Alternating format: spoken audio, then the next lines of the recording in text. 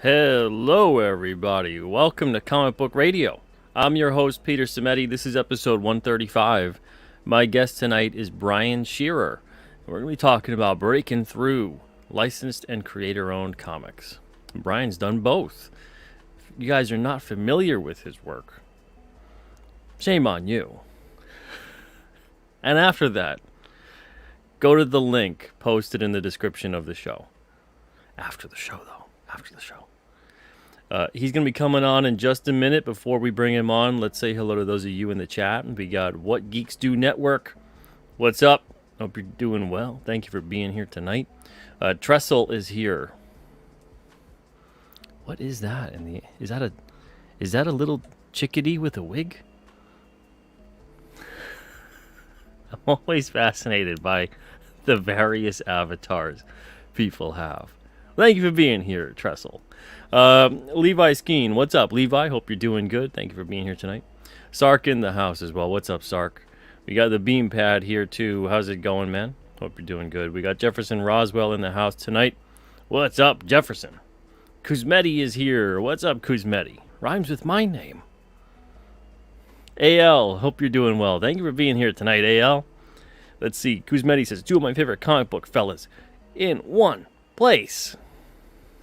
I only have Brian on tonight. Who's the other fella? Kelraiser, hope you're doing well. Thank you for being here tonight. Let's see, we got Michael. What's up, Michael? Hope you're doing good. Says interesting topic. Yeah, and I think he's the man for the job. I think he's going to have some answers to my questions. Rick Saylor, thank you for being here. All right. So before we bring Brian on, I just want to mention KingCryptid.com. Check it out. That's my book, Monsters and Mysteries. We're funding issues 5 to 9. We reached the 30K milestone the other day, so that unlocked a stretch goal for all physical perk backers. And then other than that, right now I'm currently taking sketch card commissions. I rarely do this. I might do this more, though, next year. A lot of people have been seeming to be excited about it.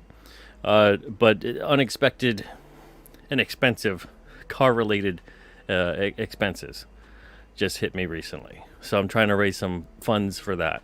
So I'm doing 1-minute sketch cards and 5-minute sketch cards. You're probably thinking, like, what the hell can you do in a minute and 5 minutes? Well, I got examples in the community tab of this YouTube channel, so go check it out. You can see what's what.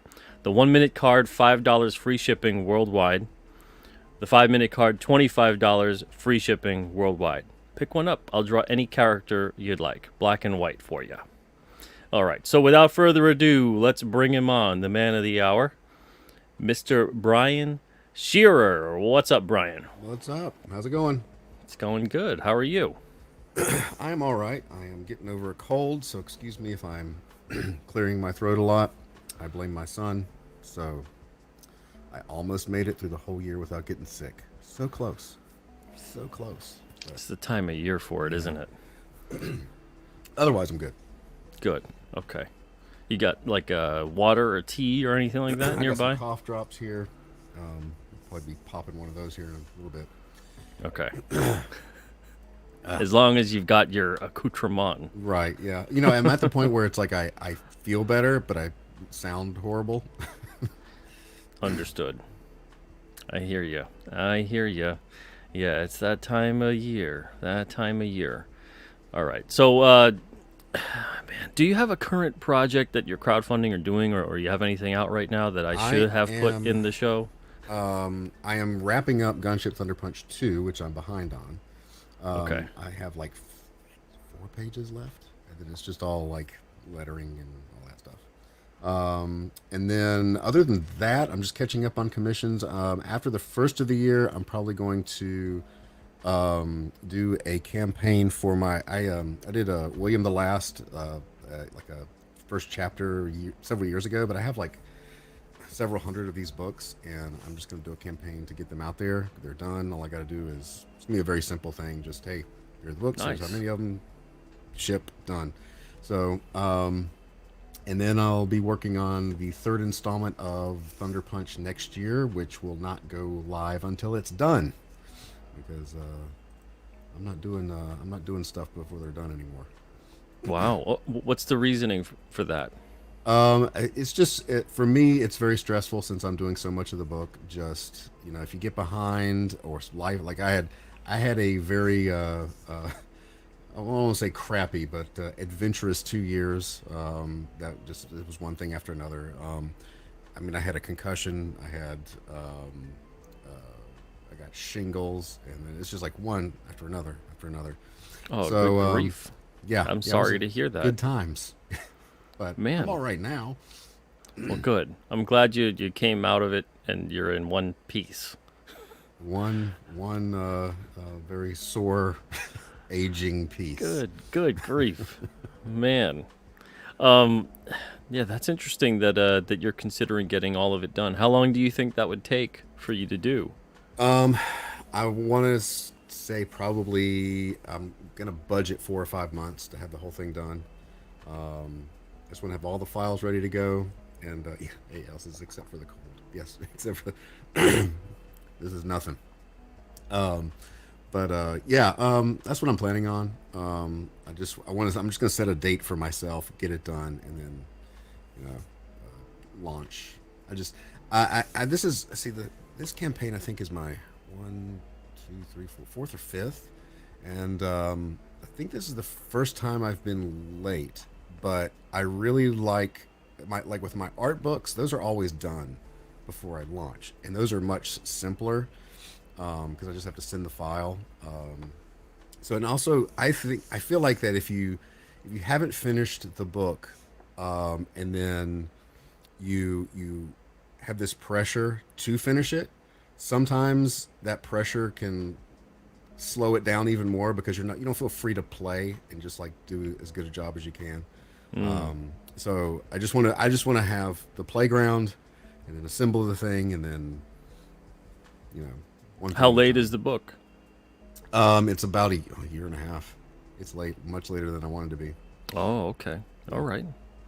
Well, I'm sure you're getting out there and giving updates and people know what's going on and Yeah, I think I posted one, oh gosh, 3 weeks ago, 4 weeks ago. So, AL says there was a broken water pipe. what? Oh, I did have a broken. Oh, look, if you want the rundown, I had a broken water pipe. I had a 100-year-old oak come down during a Oh storm my in my front lord. yard. Had a tree hit the back of the house. Um, Have you been walking under any ladders, breaking yeah, mirrors, crossing black cats? somebody said, like, did you violate an Indian burial ground or something? Yeah. What did you do? Like, I don't know. Saving it all up for one stretch. All right. Wow, man. Holy. All right. Things are looking up then, Yeah, I guess. I'm not gonna jinx it, but Oh man. All right. So before we dive further into, I want to touch upon obviously Gunship Thunder Punch, but where and how did you get your start in comics? um, I started trying to get work in I guess around 2000 or so. And that's when I first really buckled down and started going to conventions. And you showing back then you would just the only way you could do it was go to a show, bring your portfolio, sit down, whatever, try to just network and bang your head against the wall for years. And then there were some local guys that had a studio here in town that were working for Marvel, DC, and most of them were inkers. There was a couple pencilers, but they were local and they kept saying, "You need to come hang out. You need to come hang out." I used to see them at Heroes Con every year, and finally I went. I just started hanging out there, and eventually I got like a little table there, and I would go every day. And over time, like they'd start giving me like some, help out with this background. Can you help me finish this? And I would get stuff here and there. And then I started doing a little bit of work for IDW. Actually, the first real job I think I got was a Doctor Who miniseries. And then from there, I got my foot was in the door a little bit there, and I got some Transformers work, and then it moved on to GI Joe, and then I was on GI Joe for like 10 years. Um, so Wow. Around what year did you start working for IDW? I think the first that was probably 2010. I think so. 2010, 2011, around there. Yeah, sounds about right. So it's been, gosh, it's been a few years. I still think 2010 is like not that long ago, but I still think 2000 is not that I know. long ago. But I still think 90s music is new. The way the radio plays it sometimes, you might think I know. that is the case. Oh, man. So that's interesting. So did you go to those properties looking to work on them? How did that come about? Did they place you on them? Well, I don't remember how I got on Transformers, honestly. I do remember that there was an issue of GI Joe that they needed someone to ink, and I got that one issue, and then they gave me like Transformers. I think I was sending in. I'm pretty sure I was sending in samples, but because I had I some of the guys in the studio worked for. I did some work for IDW, but now that you ask that, I can't remember how the Transformers thing came about. The GI Joe thing, I got on that because the penciler Shannon Gallant liked the way I inked him, and he kept asking for me, and I never could. It was one of those things where you're trying to get work, and then the funny thing was when he started saying, "I want this guy to ink me," I could never like, I couldn't. Timing wasn't right, Yeah, yeah. And so it took, but he kept after it, and finally I started on it, and they just like we became the GI Joe guys, and our book always got done, so we were kind of invisible. It was like, oh, that book's going to get done. We don't get any attention or anything. It was kind of weird, but yeah. So it's like I just got settled into that and was just there forever. Which I think I worked on 50 some issues, which that doesn't happen Wow. very much anymore. No. In comics. So Man, wow. yeah, it was funny that so we would they came out with I was on Real American Hero. I was on Larry Hama's book, and that one was just coming out every month, and then they did a little side another book titled GI Joe, and the marketing campaign was GI Joe is back, and we read that and we're like, he's back. We've been here for it's like we're invisible because we're not the problem child. It's just gonna happen. That book's just gonna happen. So good times. Let's pretend that they went away, and now that they're like a grand Yeah. reopening. Right. Yeah. We closed overnight to mop the floor, and in the morning we're gonna have a grand reopening. What was the approval process like working on the licensed books? Was it rigorous? How was that? It really Hasbro was fairly hands off. I can remember getting, I think, 2 notes ever. I did one was a cover I penciled and inked, and I had drawn Scarlet in her like tights, like the '80s tights thing, and they said, "Well, we don't want that. We want her in cargo pants. Not like she doesn't wear tights anymore." And I was like, "Oh, okay." The other thing was there was they used to do special missions, and the covers were just these over the top ridiculous covers, and one of them was it was Destro attacking in a mechanical Destro head. He was piloting this thing, and the Joes were on the beach, and he had Scarlet in a bikini with her butt right up against the camera, and then you had Roadblock in Speedos. And I got a note that said, "Can you please ink some shorts on Roadblock?" Scarlet was apparently okay, right up in your face. No, not on Roadblock. It's like, okay, whatever. But other than that, they were surprisingly lenient with how much you could interpret a character. Like on Transformers, every Transformers artist drew them slightly different. Like there wasn't, it has to be on model exactly. You could look at an Optimus Prime and you could tell, I know, Alex Milne drew that one. I know Andrew Griffith drew that one. And so it was a little, it was kind of nice, not to have to go through a strict, no, it's off model, do it again. So Yeah, yeah, that's interesting. I would imagine that for some licensed books, it's probably a Yeah, bit of a disaster. I've heard stories anyway where the approval process sometimes would really keep a book yeah. held up. I think a lot of times too, if you worked on something that was like the comic book for an animated show, that would be less free because you've got to make it look like the Simpsons have to look like the Simpsons, right? It can't be off. But maybe it's because there have been so many iterations of GI Joe and Transformers at this point, and so many comic book versions that it's really like, well, what is the model? Unless we're going to design, like they would design how the robots looked, for example, on a series, and you kind of stuck sort of to that. But it's like you weren't going to make Megatron not be a tank. You couldn't make him be something else. But they would all have like elements that were every artist did, but they kind of put their own spin on it or just how they drew. Um, and some were more cartoony than others. So, in that regard, it was, I think, for an artist, that's a little less stressful, more fun Am, because then am you I get to like, am I misremembering, or was Megatron originally transformed into like a giant gun? oh yeah, yeah, he was a Walter P-38. He was that silver and black gun, and then by the time the '90s came around, they changed him to a tank because we can't. The gun was a little too Yan Zhao's mentioned. Were you violent. banned from making Megatron a gun again?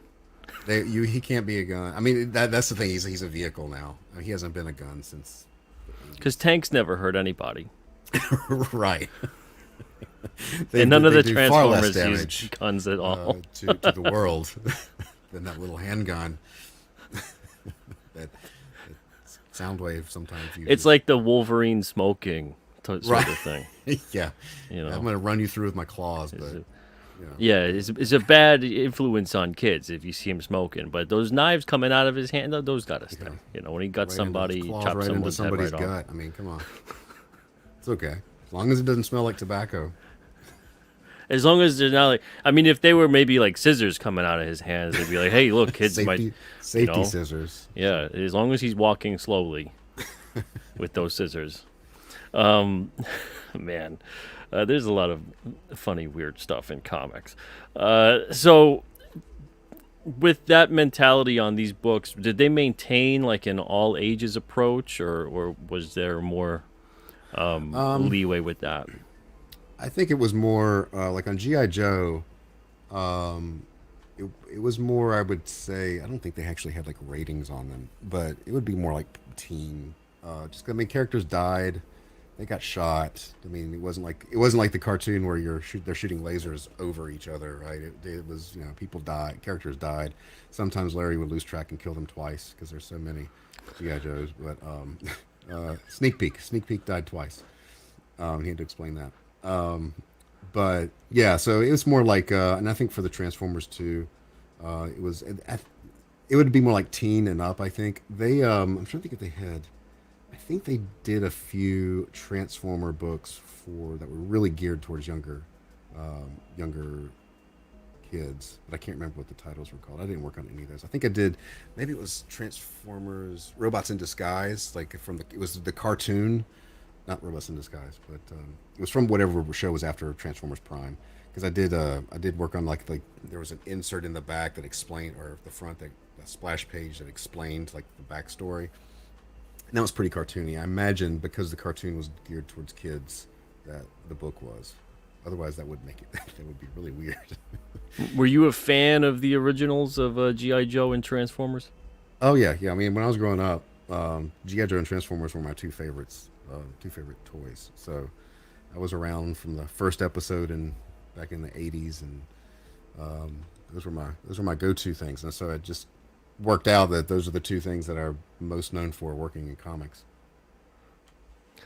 I want to clear up something in the chat right away. AL is not disgruntled right now. AL is just being AL is just being what is it? Not endearing, but it's something along those lines. Because she had wrote before here. The chat's looking like Brian's stream. Shrimps rise up. Oh, yeah. So everyone's like, why are we shrimps? Why are we shrimps? And so AL puts that Brian plus Simps equals shrimps. So, is that a thing on your channel? Are people called shrimps? I think it came up one time. The chat named themselves that. My chat is kind of years long stable viewers, and so there's a lot of inside jokes, and I don't remember where things come from anymore. So yeah, I do remember that popping up. I didn't come up with it, but that would be. I'm not going to name people that like my work, shrimps. But if AL would like to use that, feel free. Feel free to do all my marketing for me. I'm Here you horrible at go. it. So, Gunship Thunder Punch obviously has some shadows, some echoes of Transformers. How did that come about? Well, I wanted to do my own robot book, and I started that around when, because I got kind of after a while you get sort of pigeonholed into GI Joe, and so the Transformer stuff was just at IDW anyway. I'm still doing on occasion some Transformers and GI Joe stuff for role playing game stuff for Renegade Studios. But the Transformer stuff, they're like, well, no, Brian's on GI Joe. We're not going to like that's the well-oiled machine. He's going to stay there. So I just wanted to do my own book, and so I just want to do one that kind of felt like the '80s and just an adventure story, just to get it out of my system. So that's really where, and I like drawing robots. A lot of artists hate it. I think you either love it, or, I hate it. yeah. The I precise line and how to make it all engineered looking like you're drawing schematics as yeah. opposed to. I don't even think about it anymore. Like it's just like I've done it so much. I'm just like, oh, sure, yeah, it's geometric shapes, and it's just do it. It took a long time to get there. I remember struggling, early on. I was like, why doesn't this look right? But once you kind of crack the code, I guess and you've done it enough. It's like, oh yeah, Well, you do it well. oh, That's thank you. for sure. What I find that you do really well too, that's interesting, is you bring a lot of dynamics and you bring a lot of expressiveness to things that seem like maybe they shouldn't really be able to move that way or be as fluid. Yeah. And you make these inorganic shapes feel organic. Yeah, you have to cheat it a little bit. So you mentioned like schematics earlier. When I'm telling people like how to draw like robots in comics, I always say that it's not we're not architects or engineers, we're storytellers. If Ultra Magnus shows up and he crosses his arms, well, he can't do that. None of the Transformers can cross their arms, right? It doesn't work. They can do this. Yeah. So you're basically drawing two things floating out superimposed. It just has to look right, right? You just have to sell it to where it looks acceptable. So I usually like, and even with some of the straight lines, like I don't like I don't use like a straight edge for everything. I've gotten to the point where I know how far I can pull a line right before it starts going off the rails. But I think just having a little bit of organic lines in there makes it feel more alive. So you've got to have those, like with the face and with the poses, you've got to have something human to make you relate to it. You've got to anthropomorphize this robot somehow. So you do that by cheating the poses and the facial expressions and stuff. And it's like I would sometimes when I'm drawing on my channel, and I get to like if I'm drawing like a transformer or something, and I get to the mouth, and I'm like, Transformers have teeth. Like, why do they have teeth? That doesn't make any sense. They're like, well, the reason is so that you can relate to them. That's the only reason, right? It's why do cartoon bears wear neckties and stuff? It's well, Yeah, um, yeah. Or, look for toilet paper. Charmin oh, apparently is apparently, but no pants. no, So yeah, no pants. so I guess that toilet paper comes in is really important when you don't have pants. You And haven't lots of developed pant furniture. technology. You got lots of furniture, but no pants. You You got need all some good civilized toilet paper. things, but pants. Oh boy, oh boy. We got a question here from What Geeks Do Network, and if anybody else wants to post questions too in the chat, I'm gonna star them and then get to them through the course of the show. I'll look back. But What Geeks Do is asking, Brian, did you work on any of the Devil's Due GI Joe or just the IDW? Just IDW. Yeah, Devil's Due was when I was starting to break in, IDW had I think like they'd only had GI Joe for a couple of years, so it was fairly early on in there. In fact, I think they picked up Real American Hero back with issue 155, and my first issue was 170 something. So it wasn't. I mean, yes, 20 issues, but Does IDW still have GI Joe? no. GI Joe and Transformers they lost, and Skybound has them now. Oh, okay. Image, So they've yeah, got both. All right. yeah. Okay. So they're taking over that world. Hyper Potato says Brian once was involved in a gangster street race and won despite not having a car. Thank you, Hyper Potato. So you're kind of like Chuck Norris. Yeah, clearly, apparently, You can do the impossible. on one leg. Yeah, people Or need to start working on that, like a almost like a Knight Rider-ish version of Brian Shearer, where he can just do amazing things. And Yeah, yeah. I've got the futuristic watch, so I can that there you Michael go. Knight had when we were kids. It's like, oh, what are talking about? Yeah. And now we're all Yeah, walking around.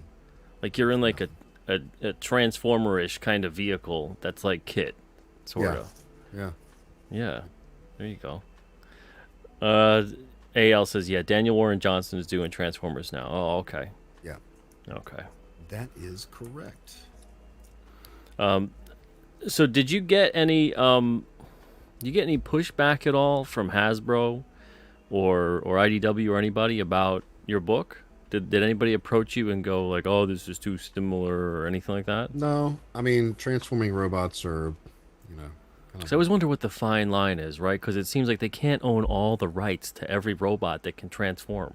no. I mean, the concept of a vehicle turning into a robot. I mean, I mean, how many things in Japan do that, right? I mean, even Transformers came from two separate toy lines, Yep. right? Yep. So as long as the character isn't like ripped off, it's Optimus Prime, but he's green, or something stupid, and of course the story is different. So, and that was the thing too. I spent a lot of time trying to come up with a robot design that didn't look like something already, which is incredibly hard. I was doing it. I was designing, which I just started with big shapes. I would take like a Sharpie, and I was doing this on stream once, and I would come up with this. I would just fill pages and pages with these silhouettes, and I get one that I was like, oh, this one looks pretty good, and somebody in the chat would be, no, that looks like blah blah blah blah from something obscure Japanese thing I've never seen. I'm like, oh. And I'd look it up, and I'm like, crap, it is. And you have to go back again and again, and until you got some at least a silhouette that didn't really look exactly like, it looked recognizable for your character and didn't look like something else. But there's been so many robots over the years that it is really, you got to put in some time to actually come up with something original. Yeah, yeah, I can imagine, man. Brian, we had kind of, and not you, Brian, on the show, but Brian in the chat says, we kind of touched upon that before. Do you want to just mention it really quick again? I am finishing up book 2. Book 3 will be completely done before I launch the campaign for that, and that will be, my plan is next year. So I want to get that whole trilogy wrapped up. So by this time next year, it's that 3. It was always going to be 3 books. So yeah, that's the plan. Nice. There you go. Dark Admiral March Hare is asking a request. Wants you to do Michael Caine. So I have to explain the bad Michael Caine impression.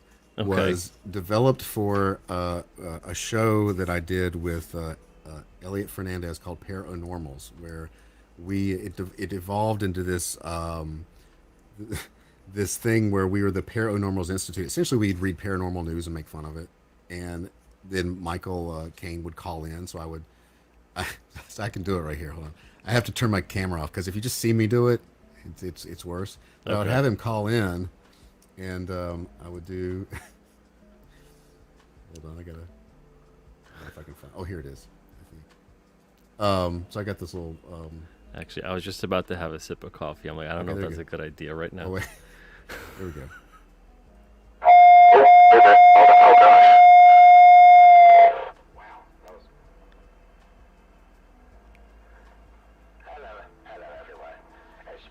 Michael Kane. I'm calling from London, England. You know, it's Christmas time here in London, and you might think it snows a lot, but it doesn't snow. It just rains coal. It's just, you know, if you're naughty, you get cold. Anyway, I'm gonna go now. Y'all take care. Love you. I'm a fan of your work, Michael Caine. Oh, he's gone. Oh, man. He just retired. I loved you in Poseidon Adventure 2, Michael Caine, if you're still out there. It's interesting how that happened twice. Oh, AL couldn't hear it. I think March Hare heard it. Did you hear it? I heard it. Yeah, it was a little low, but I heard it. Oh, yeah. I switched that little thing, and the feedback I didn't expect. Well, Michael's up there. You know, he's like, what, 93? Something like that? Well, I think he's something like that. He's up there, man. He's still kicking. He is. He really is. You know, I don't know if I want to go into the paranormals thing right now, because I'm big into the paranormal. I talk about that stuff a lot on this show, in a slightly more serious context. Ours was completely not serious. Yeah. What's your interest in that? Is it like making fun of it out of love, or are you making fun of it out of like, this is the stupidest stuff I ever heard? Mostly because it kind of happened by accident. We would read the news and we would come across these stories, like it's always something like woman marries pirate ghost, and then we'd read this thing, and then 4 months later there'd be woman who married pirate ghost gets divorced, and it's from the ghost, right? So it was always something like we were finding these weird things, and just good-natured ribbing at the it's almost like National Enquirer type headlines. Yeah, New York Post is good for crazy stories like that. Michael Caine is 90. Look at that. But yeah, that's interesting that that you guys used to do that, because I'm big into the paranormal. I don't know how interested you are in the subject, how well versed you are with paranormal history or anything like that, but it's just what I've read, stumbled across over paranormals, reading things. It hasn't been a subject like, I've seen like the ghost hunting shows and all that stuff. Like that's why I know all that kind of thing. So yeah, I'm not, like deep into it. Yeah. Yeah, it's like that stuff, and I appreciate I look at almost like the ghost hunting shows and things like that, like it's professional wrestling as opposed to like real, really real wrestling. But it's like that level. It's entertainment. It's like paranormal entertainment, as opposed to there's another side to it, right. a more serious sort of side, where it's almost like it's a metaphysical thing. It's uncharted territory. These are undiscovered things that we don't have quite a grasp on at this point in time, but we obviously are over time getting more of a grasp on the subject, because there's things like 100 years ago that were considered completely off the scale paranormal that are now very normal today, and understandable. So it's interesting to me, the whole wide array of that subject. But I'm not that level of like, don't you make fun of it, because I'll laugh my ass off at it. Well, I stumble across rabbit holes on YouTube where it's like because obviously if you're trying to build a channel around that or a TV show, you have to make sure something happens, right? It's not, there's no room for failure. So the fraud rate goes way up, and it just gets a little silly. So some of those like debunking things and people overreacting, and you're like, wait, what? Okay. So I enjoy the train wreck of that, because it's like we all know what you're doing. Everybody knows. Yeah. Like and then it becomes and then it becomes a fun mystery of, but what's legit here? Because there's got to be something. There's got to be something that's going on here that at least like a little bit of it's got to be legit. And if it's all faked, you're like, how is it all fake? Yeah. Because when it's like reactions, there's some of them that are horrible, where there's like no evidence on any level whatsoever. It's just people being like, man, like, You feel that? You Yeah, know, you feel the temperature change. Like I'm at home, everything. I don't feel it. Yeah, every single thing is completely. There's a cold spot right here. It's like, but I'm on this side of the It's like, yeah, screen. you know what would be great for that, guys? Like some kind of temperature reading gauge, some kind of device, Yeah, some kind of anything. You know, they've got that. And sometimes they'll even have it on them, but they don't want to like actually go and measure something. right. Yeah, But yeah, so it's like it becomes kind of a fun, you know, when are they going to actually produce the evidence on this particular episode? And then there's some cases where there's weird things that occur, and you're like, I don't know how that's happening and how they would fake that right now. That's a little strange. yeah. So I was yeah. watching one of them like recently, and it was funny because like they do all the things that they're faking or whatever. But then there's something that interesting that happens, and then it's like they just gloss over it, and it's like, what? Go back. What? Yeah, What was that? yeah, and depending what show you're watching too, they don't acknowledge certain things that occur. Like some, I've noticed that some ghost hunters or whatever, they won't acknowledge things like orbs, or they won't acknowledge like the temperature stuff, or they won't acknowledge like an EMF reading, or there's various things. Like sometimes they pick and choose, and they don't want to necessarily just be like, you know, I don't know what that is. You know, here's Yeah. something to say that we can't explain. Oh, you guys want to know the link for the sketch cards? If you guys go to the community tab on the YouTube channel, you'll see information on how to get a sketch card from me, and you can just send me an email on what you'd like, and then we'll go from there. It's publishandpete@gmail.com. And thank you guys for your interest. So, with your book, Gunship Thunder Punch, what's it all about? This for people who don't know, without spoiling anything, of course. So it's set in the somewhat distant but not too distant future where we have discovered there is actually life on Mars underground, and we essentially go to there's a war between Earth and Mars. So during this setting, there's a lady named Nova Marcos whose son was kidnapped by Martians, and the only way that she can get him back is to enlist the help of a inmate who was the former commander of gunship Thunder Punch that he stole and hid for 30 years in a junkyard. And what she didn't realize is that gunship Thunder Punch is alive, and he's not happy about being abandoned for 30 years. So they get their little ragtag team together and fly off to rescue her son. So that's aliens and giant robots and monsters and space and planets. What's the conflict in terms of what's going on within the story, and is there like a big bad? Who's the antagonist here? Well, the commander and Nova.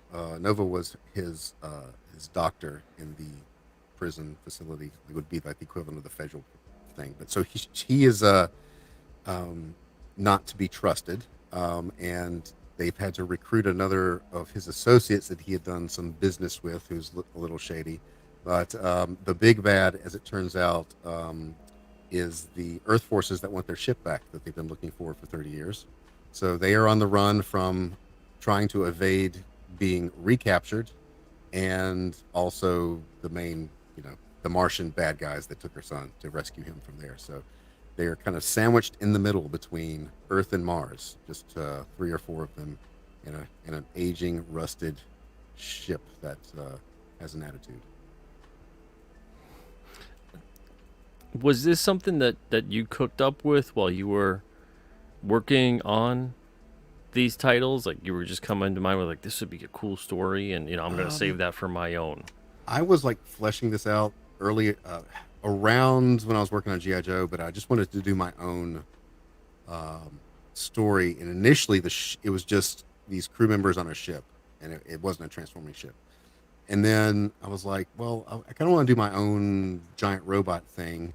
And about the time I launched that first campaign, the writing was kind of on the wall with IDW. It's like, how long is this going to go on? Like, I need to start doing my own stuff because that's what I really want to do anyway. And I just started bouncing ideas around. Like, I mean, I went through so many iterations of this. Why is this? What is the point of this story? Where are they? What is the conflict? What is all this? And it went through, draft after draft. And then once I nailed for me, usually when I'm writing a story, nailing the characters down, once I get them down, it's a lot easier because I know how they talk, I know where they're coming from. And once I unlocked that and designed the ship, and really designing the ship and finally getting like the expressions of the robot and all that worked out in the shape, that made the story a lot easier.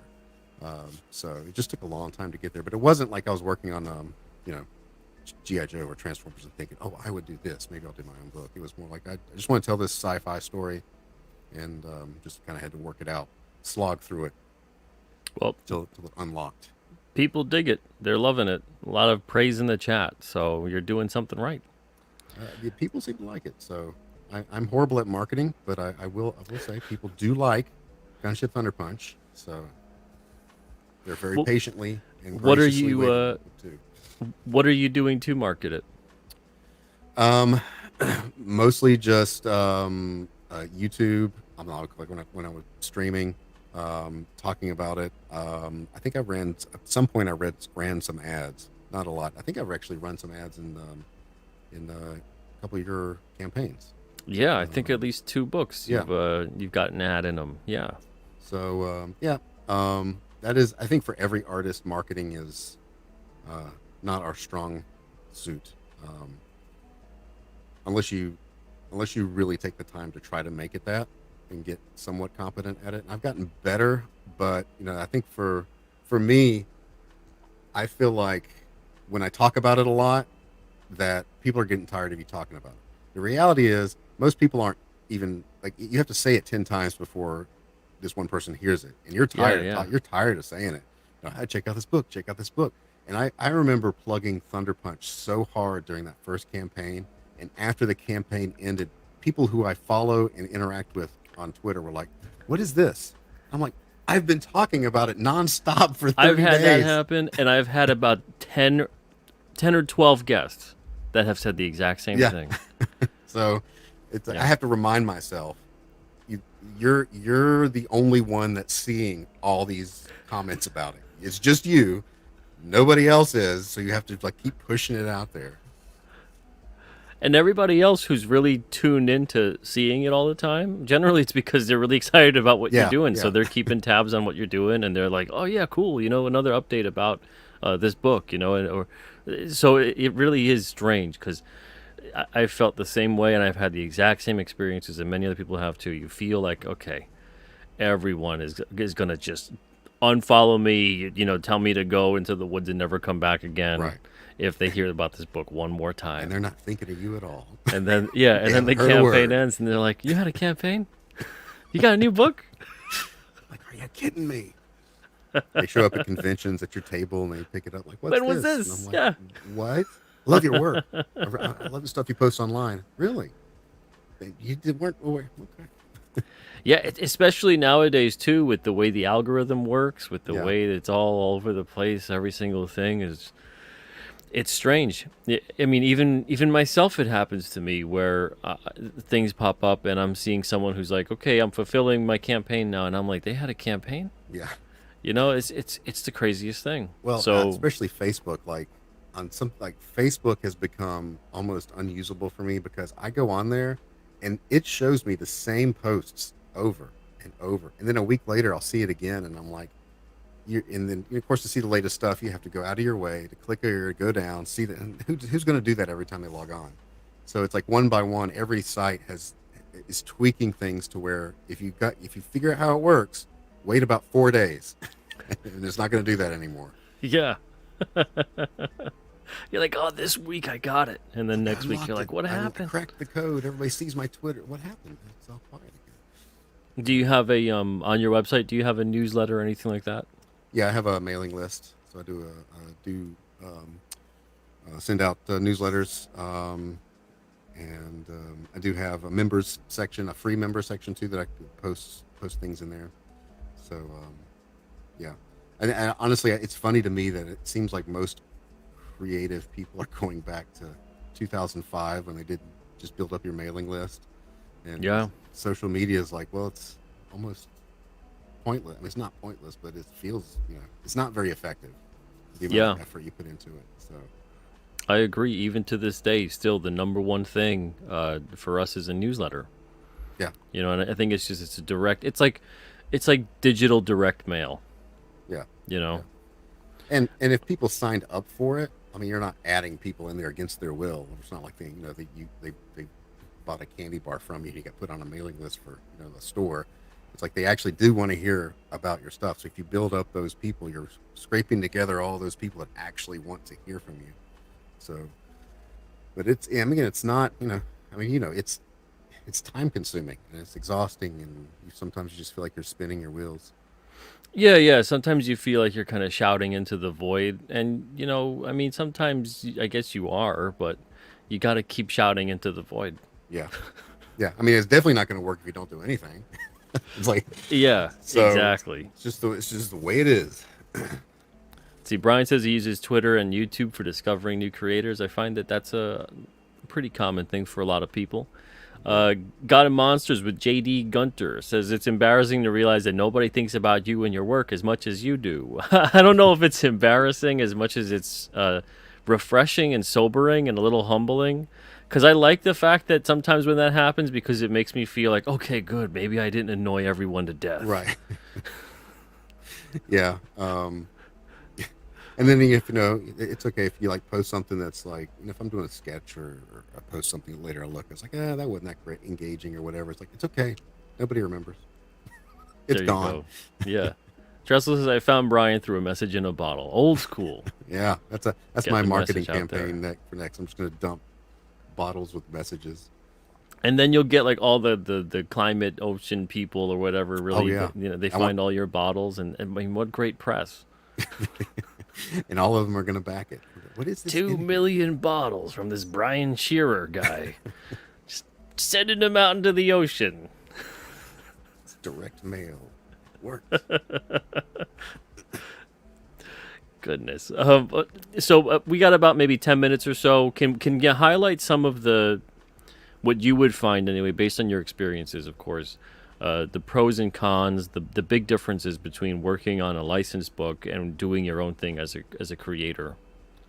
Well, I mean, I think the biggest one is just ownership, right? I mean, if it's your book, you can repackage it, you can do more stories, you can there's just from a business making a living aspect, it's a thing you own that you can still work with, right? When like GI Joe, all the cash that check, the bills were paid, I sold the original art. it, that's it. So now, yes, it does benefit your career to work on licensed books. If you get working on things that are recognizable, you become known for things, it does help that. But as far as like career wise, making a living, not having ownership over that, is you become known for something that isn't really yours.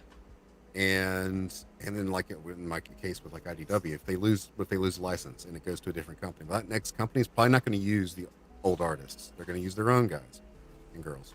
So you're just kind of like, again, you're work for hire. And I think you have to do it. If you can do both and have some time just building up an audience through something well known, that's great. But at this point, I think it's almost just as easy to build up your own audience just being consistent online and YouTube and Twitter. And it's not easy, but breaking into like get those licensed properties isn't easy either. So Yeah, I um, agree. yeah. It's funny how things are evolving in that aspect, though, right? Because it seems like there was not one way, but not that many different paths you could take maybe 20 years ago Right. Yeah. to make comics. And within the past 5 to 10 years, especially, it seems like as long as you pick a path and stay consistent with it, and you realize that at first, maybe you're going to do this for a year or two and feel like no one whatsoever cares. No one's paying attention. No one's even knowing what you're doing. But you stay with it and you build and you get better and you get stuff out there and you network and you participate in whatever else is going on. And all of a sudden it feels like eventually you've broken through. And I've Yeah. noticed that especially in the last 5 years. Yeah. That really seems like it's happened. So there's so many ways now to do it. It doesn't make sense to me when I see some people, and I've had conversations with people who've worked on licensed books for some publishers, not IDW but others, where they're like, yeah, I'm making like 20 a page, and I'm thinking like, man, what? Yeah. You know, you could just. And they're thinking, well, it's good because it gets me out there, and it's kind of like the work for exposure mentality. Yeah.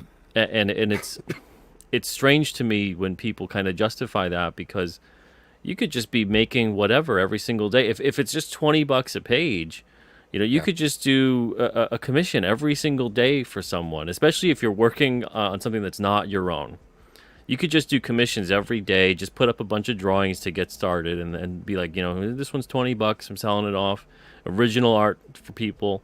And you build a rapport, and you're building something more for yourself than going in on a book that you have no ownership on, and you're feeling like, well, eventually maybe it'll work out. But like you said, oftentimes, like you're buried within the mix of that. There's very few Yeah. people who end up working in that respect that become like a star, Right. you Yeah. know? Yeah. I think, again, with printing costs and crowdfunding and everything just in the last few years, like 20 years ago, if you were going to do an indie book, it was a huge risk. Like you had to put so much money up front, and then Yeah. if Diamond didn't accept it, but you had to get it printed really before you knew, and it was. I mean, it's the only way you could do it. You'd be in Yeah, a no hole. crowdfunding at that point. No, Yeah. absolutely not. And even after crowdfunding happened, it really took several years for the customers to accept it as much as they have. Like, yeah, you would do little books here and there, but it's become more of a business model than it was. Yeah, like early if you on. made $500 back then, you were Oh like, yeah, holy I smokes. got it made, and it's like, yeah. So definitely, I mean, I think just putting yourself out there at this point, just being consistent and just keep showing up and just be patient. I mean, it's frustrating, even for somebody that's been doing it forever and has worked on stuff. It's everybody's kind of it's pretty much a level playing field. Everybody's here and everybody's shouting, and there's no guarantees, but it's a lot easier than it was if it was 1987 and you lived in Oklahoma somewhere and you wanted to make comics. It's like, well, you got to go somewhere. Yeah. Yeah. Very true. Yeah, there's all pros and cons with each system, but at this point, especially, it feels like there's no excuses to at least go out there, try to give it your best effort, and put in the time, and eventually, hopefully, you find a way to cut through the noise. Because Yeah. it's like everything else. I've used this analogy before, where it feels like the space in and of itself is like it's like a bad convention that no one goes to, right? And we've all been to those. It's just like almost no one's there, and you're like, okay, you're here. What do you do? The table's cheap, and there's not many other people here, and you're getting some work done. It's a good time, but you're not really making money. Hmm. And then eventually, more and more people start going to it, and it feels like, oh wow, like it's getting better and better. And with that, all of a sudden, now the convention gets a little more popular, and now there's more competition. There's more people exhibiting, and you're like, wow, this convention, it's packed, but now it's bad again. Yeah. Like, I'm not making what I did, the year or two or three before, Right. when it felt like, now they've discovered us. Well, Yeah. now that the playing field's leveled, everyone's discovered you, so everyone's in there. The market is getting more and Yeah. more saturated, so you got to find a way to stand out. And just like you would at a convention, your table, you do whatever, you get out in front of the booth, maybe you pass along stuff, maybe you promote that you're going to be there, whereas before you would just show up. Hmm. You got to find a different way to do it.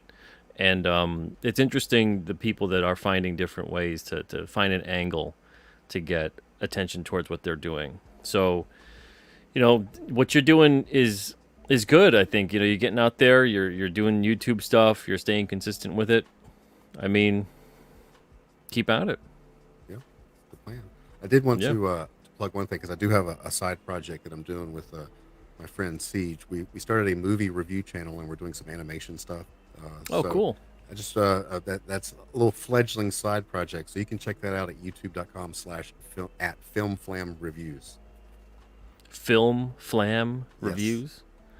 Is that let me see. What would be is it just filmflamreviews.com? No, go youtube.com/ Oh, okay. at symbol Film Flam Reviews, just all one word.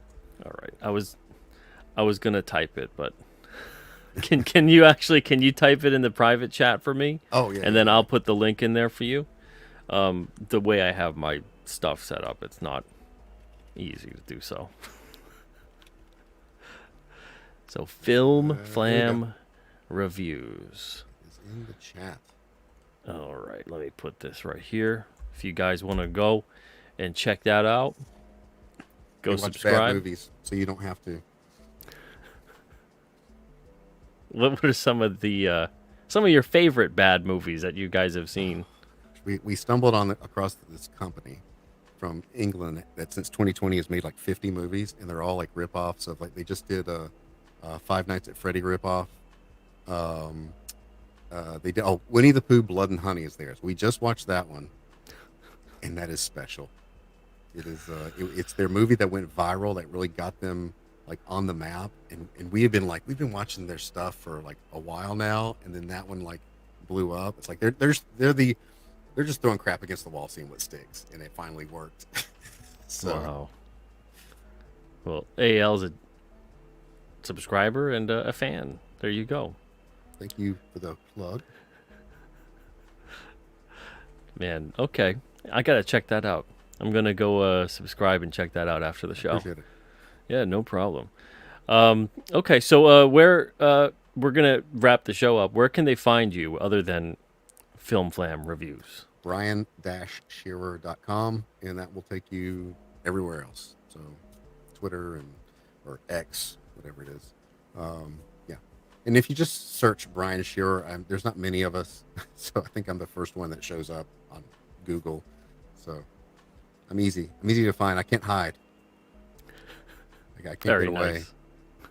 And I think everyone just calls it Twitter. I haven't seen anybody I yet never call it say X. X. I always say Twitter. Like, It's just if you say it right. If you say I'm on X, that's like, you're what? like, what did you I just say? post on X today. You did what? You posted when you were on X. I tweeted on X. Tweeted. So yeah, saying it out loud doesn't work. No. And then if you write it, it's like, were you supposed Placeholder? to tell me that? It's like X.com. It's like, what? Could you not remember? I mean, what? Am I gonna go here and see things I don't want to see? Right. Like, just one X. just the one. It's just good grief. Oh, hey, yeah. I also am on Whatnot. I do sales on Whatnot on usually on Wednesdays and Saturday no nights. way. But I did take a little break. I'll probably resume it after Christmas. How is that? Is that a good site to go to?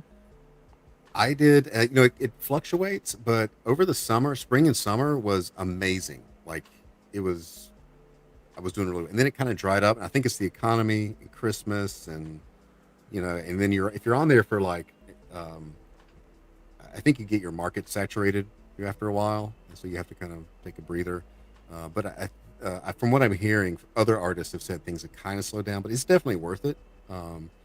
If you're doing like sketch cards or something, you can get on there and sell them fairly easily. There's a big, market. More collectors are starting to discover artists on Whatnot. So it's not a bad thing for selling art. I draw stuff like on stream. So it's like somebody buys it, I draw it, they see me draw it, it's done, they paid, it ships, and then it's nice, easy. So. Wow. Okay, I gotta look into that too then. Man, oh man, so many things, so many sites, such little time. So we just need one more magic one. If there were only like 2 or 3 or more, right, of each of us. I just need we need to extend the day to 28 hours. So Yeah, exactly. What's up with this? We have the ability to add and subtract an hour at a random day in the year. Why don't we add a couple? Use our godlike abilities as human beings. Yeah. What can go wrong? And we'll just like inject caffeine straight into our eyeballs so that we can keep going for those 2 extra hours. Yeah, Make one day 48 hours. Just we have 2 mornings and 2 nights. I've got it on a chart. It's going to be everybody will get the schedule. It's like your recycling day or your trash day. It's good going to be grief. like a Yeah, exactly. Goodness. All right, man. Thank you so much for being on the show today. Thank you for the conversation. It was great catching up with you. yeah. And it's good. It seems like you're getting over the cold during the course of the show. I don't think you really. Yeah, I haven't coughed. But, Yeah. I'm a little thirsty. Mouth's a There little you dry, go. but I'm all right. I made it through. Didn't die. Yeah. All right. It's The always my healing goal. power of the In comic book everything. radio chat. Don't die. That's a good motto, Yeah. Yeah. Everything else after that's like I did it. right? Yeah. Look at that. Look at me. I didn't die today. Ha. Every day. Good grief. Man, oh man. Thank you so much again, Brian. Everybody in the chat, thank you guys too for being here. Really appreciate it. Hyper says, I think Pete would be great on Whatnot. I'll check it out. Yeah, you should. Yeah. Hey, Spicer McLeroy, what's up? Says, hope everyone has a wonderful Christmas and a happy New Year. Best wishes to you and yours, Pete. Best wishes to you and yours as well, Spicer. Man, I can't believe we got 10 days till Christmas, man. I had to, that lit a fire under me to get on Amazon today. I realized it's like, it's just over a week. Oh my gosh. Everyone's just getting random fruits and vegetables in my family. I'm just gonna go to the Getting grocery store. frozen You get a peas. banana, just like it used to be. You get some oranges. Oranges and bananas. Yay. And you're going to be happy about it. I want to hear Yeah. some cheering on Christmas morning. You don't eat that apple all at once. You cut it in half. You save that for later. Exactly. Squirt a little lemon on it if you don't want it to turn brown. All right, everybody. Man, good grief. Everybody, thank you guys so much for being here. Again, Brian, thank you for your time. Thank you for the conversation. Really appreciate thanks it. for Go check out Brian's website. Yeah, there you go. Brian suddenly old. Brian helping Brian. BrianShearer.com. The link is in the description of the show. And other than that, if you guys enjoyed the show today, if you enjoyed the conversation, give it a thumbs up. Make sure you subscribe to the channel, ring the bell for notifications, all that good stuff. We got a lot of conversations on this show. As you could tell, this is episode 135, so there's probably 134 that you might have missed. We got a lot of great people on this channel, and we got more to come. Tomorrow night, I'm going to have Adam Post on the show, 9 o'clock Eastern, so he'll be here. And we'll be discussing all kinds of various things regarding the comic industry, the business side of it, all that good stuff. Until then, everybody, have a wonderful night and an even better tomorrow. I'll see you guys soon. Take it easy.